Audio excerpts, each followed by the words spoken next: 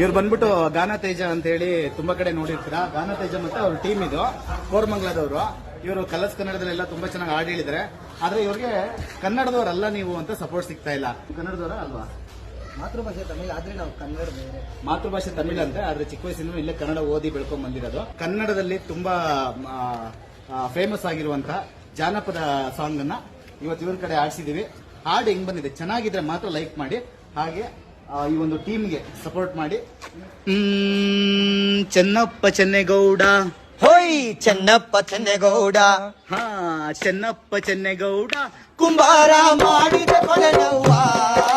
ಚೆನ್ನಪ್ಪ ಚೆನ್ನೇಗೌಡ ಕುಂಬಾರ ಮಾಡಿದ ಕೊಡನವ್ವ.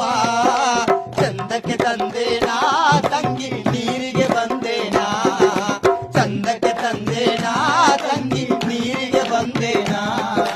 639